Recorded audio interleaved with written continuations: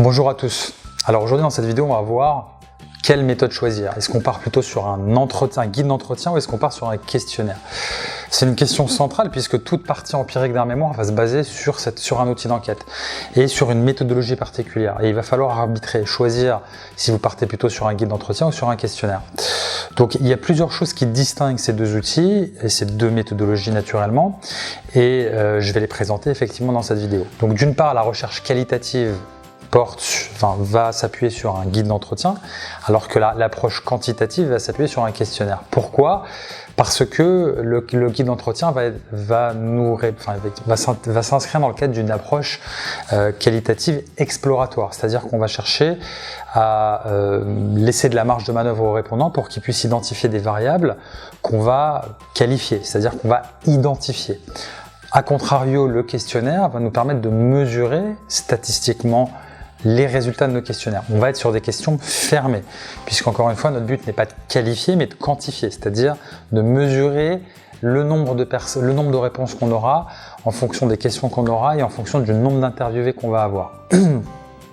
Donc, vous pouvez voir, ça répond à des approches qui sont différentes, à des questions, à des types de problématiques qui sont différents.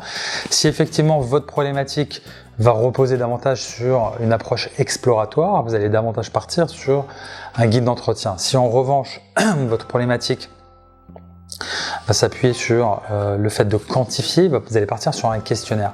Ça peut être des questionnaires auprès par exemple de chefs d'entreprise. Si je veux par exemple savoir si le Covid a eu un impact sur le turnover des salariés, sur la profitabilité, sur le chiffre d'affaires, je vais effectivement poser des questions et je vais récolter des réponses pour voir effectivement si j'ai effectivement un impact par exemple entre l'impact économique que j'ai pu avoir suite à la crise du Covid et la crise du Covid en elle-même. Donc ce sont des choses qu'on va quantifier. Si en revanche je n'ai aucune information et que je vais chercher à identifier ces variables, je vais partir sur des entretiens. Donc d'un côté avec le guide d'entretien, je vais avoir des explications d'un phénomène, une interprétation, une exploration, alors qu'avec un questionnaire, je vais avoir une démonstration et une validation. Le nombre d'interviewés sera également relativement différent, c'est-à-dire que sur des entretiens, en général, quelques interviewés suffisent, au minimum 5.